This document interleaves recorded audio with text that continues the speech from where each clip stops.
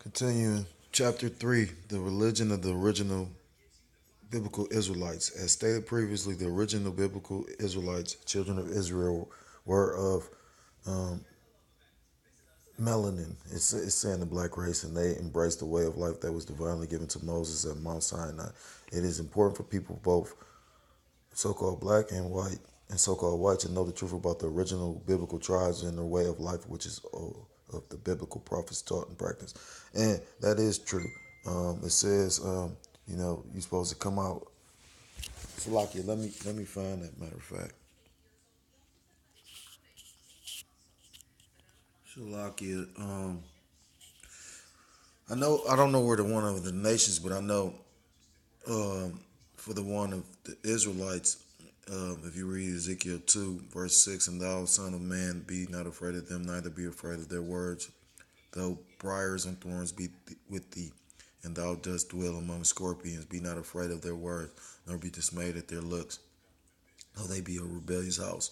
Verse 7, and thou shalt speak my words unto them, whether they will hear or whether they will forbear, for they are most rebellious. Because at the end, and so basically, I brought that out to bring up the point how it was stated in the book how all people, so-called black and so-called white and the heathens need to know what's coming about. That's actually a commandment. Slovakia. Where am I at? Because they need to know the truth.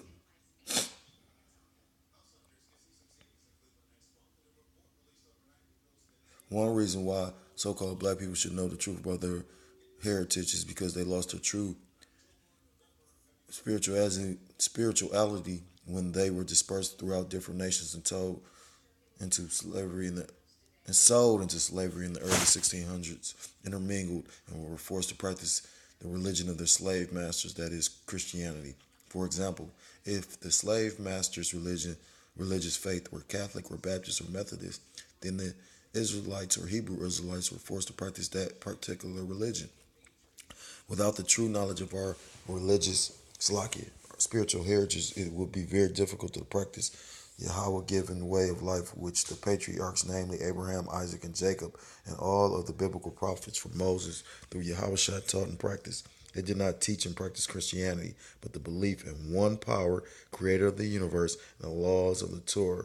Salakia, the laws of the Torah, Genesis through Deuteronomy, which in more recent times has come to be called, like I said, once again, they're using the word Judaism. Many religious denominations today teach only fragments of this sacred way of life, which I agree with. Um, when you go into Christianity and that Sacred Heart, that's all sun worship and pagan. You know what I mean? They don't. Like I say, I haven't been to, actual, like when I was going through my testimony, I was going to a Methodist church. Come to find out, one day, they're doing their service. Before they do the service, the Reverend, they come out. He's a Mason. You know what I'm saying? So and announced it like we was at the at a concert or something. Man, it was deep. I'm not gonna go into too much detail, but best believe, my testimony is mean. So, will I say that I've held on faithfully all the time? No. But through the Most High's grace, Yahweh Bashim Yahweh Shah, I'm in the camp, I'm doing what needs to be done. And, you know, Lord willing, I don't want to He doesn't take the spirit away from me or doesn't test me to the point where I get broken. But he already knows if I'm going to succeed or not. And that's a horrible judgment as well to go and get the truth and then to lose it. You anyhow, my point of speaking on all that is because they don't truly teach all. It's 613 laws, statutes, and commandments. What they trying to say, only 10 of them. You know what I mean? And it says in scripture, if you break one um, law, you broke them all. Matter of fact, let me get that.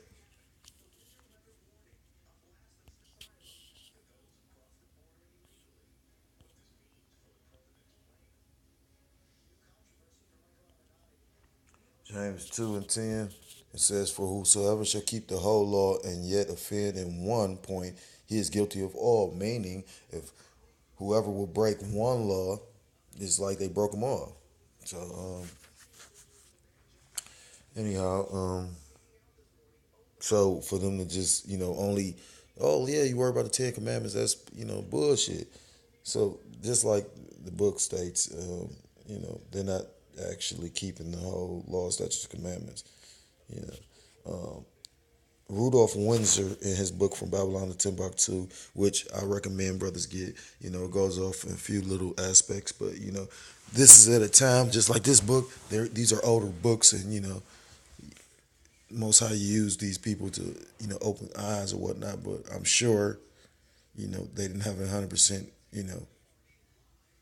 truth. Well, I ain't gonna say 100% truth. I'm gonna say that they didn't have it all. I mean, even I've heard apostles and elders speak on, our forefather Abba Bivens, or they didn't. He didn't know who all the tribes was, you know. So, but continue. Rudolph Windsor in his book From Babylon to Timbuktu describes how large numbers of so-called black Jews were forced to accept Christianity. At the beginning of the 6th century, many Jews had fled to Spain. In 616 AD, the king Sisbot ordered the baptism of all the Jews in his domain under the penalty of expulsion and loss of all their property. According to Catholic authorities, 90,000 embraced Christianity at this time. This was forced baptism. In the 17th century, the Jews were threatened with the penalty of slavery if they were found practicing Judaism. This cruel policy caused many Jews to flee to the Mediterranean and western coast of Africa. Stephen Jacobs, in his book The Hebrew Heritage of Black Africa, describes the African Israelites of the United States thusly: ruthless. This one word describes the so-called black man in America. Ruthlessly torn from his African home, the so-called black man was cast into slavery and denied almost every semblance of his human dignity. He was considered a chattel, treated worse than an animal. After emancipation, he was left homeless, illiterate, impoverished, politically powerless, and without a family or social structure on which to draw sustenance of any value except the most meager. He had nothing but alien cultural and spiritual substitutes to comfort him in his darkest hours of anguish. His situation in Africa was not much better. The black African, Salakia, the situation in Africa was not much better. The black African lost all but a glimmer of his ancient heritage. With the onslaughts of Christianity and Islam, even his native beliefs became diluted and lost almost beyond repair. Uh, that's the end of chapter 4, Salakia. I mean, it's chapter 3, Salakia.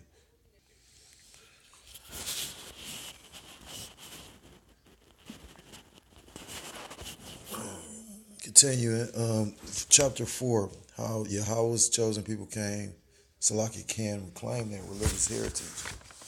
Let's see, how many chapters in? It's only 10 chapters. I'm at 4, and it's probably like 30 more pages, like I said.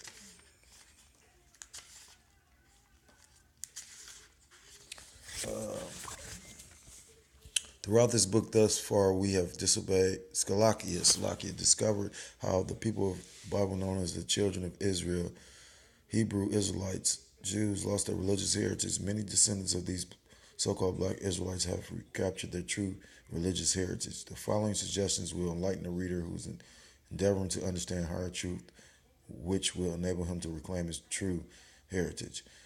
At the end of the day, I'm gonna read this, but in the end, you know, I'm in a camp and we go out week in and week out. You know what I mean? Some days I go out. I've been out there. We might have camp 3 days out the week, and I might go out there every day. And I've seen brothers come up and inquire, but since I've been in the camp, I've never seen a brother inquiring stand on one side and end up on the other.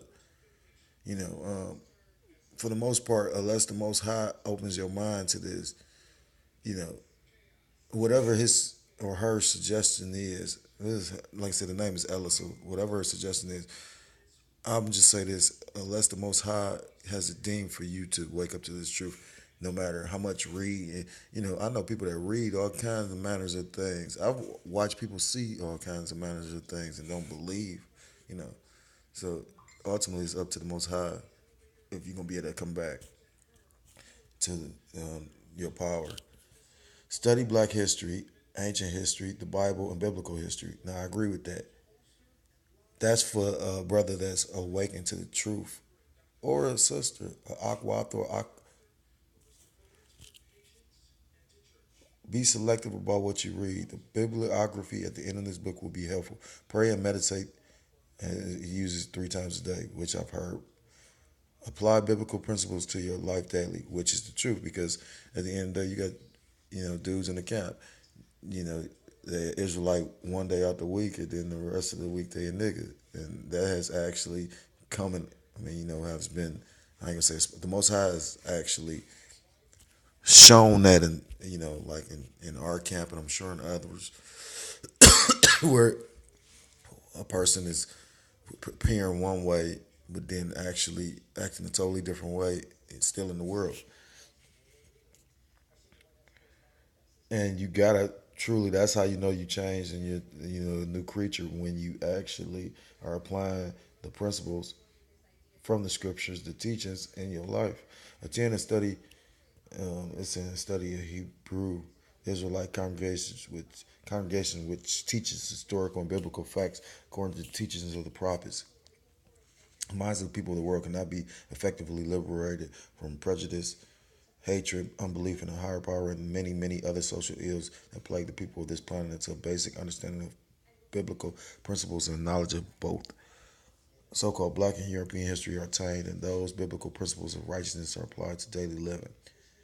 I wonder whoever this person that wrote this book, if they were still alive, not at this, because like I said, this book is almost like 40 years old. That that now that they're seeing prophecies come to pass more so, just the way of how everything's playing out, what would they really think? Yeah, I'm gonna check into after I finish this book when I go to the library if this person who wrote this book is still alive. Um, knowledgeable. It is time for the descendants of these Salaki, of those 60 million slaves who left the western shores of Africa over a 200-year period, commencing around the year 1609, ending in 1808, to realize that for most of them, their true religious heritage stems from the ancient biblical Israelites. The so-called black man must return to his original heritage and claim his place as the head mentally, socially, and economically. The 28th chapter of the book of Deuteronomy describes the blessings and the curses which apply to descendants of the original biblical Hebrew Israelites. I'm going to get this real quick. Reading out of Deuteronomy.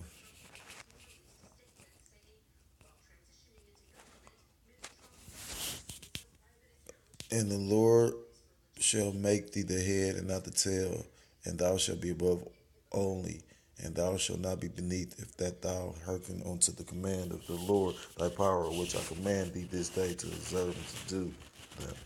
And that's deep, because I've never really paid attention to that. That's why I like to read other, because I read a lot, but the way I guess my mind work, or how the Most High got it, I read a lot, but well, to be completely honest, I haven't been reading the Bible as much as I used to. I'm more busy now, but I try to either read something that's scriptural based, you know. Anyhow, but I don't recall reading that like that. And when you take the time to look, and like I say, it's lots of curses in the Bible, and lots of like at the end of the day, you should know who the people are, because who are the lowliest people, on the planet. Yeah. We were supposed to be the head, but in the end, because we didn't follow laws, statutes, and commandments, we are the tail. Because of the disobedience of the Israelites, Yahweh by Yeshem Yahweh shall cause them to be scattered throughout different parts of the world, as previously stated. The last major dispersion began in the year 70 AD, when the Roman general Titus and his army destroyed Jerusalem.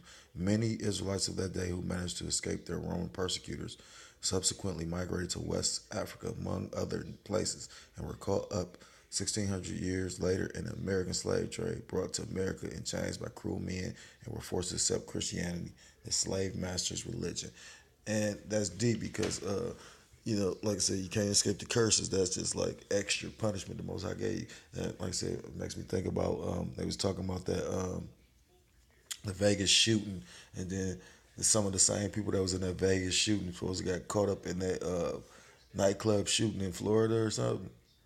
No, not in Florida, in California. There's so much stuff going on. You know what I mean? Like, it is beautiful. Like I said, call hello, Yahweh, by Yishim, Yahweh, Shabbat, Hashem,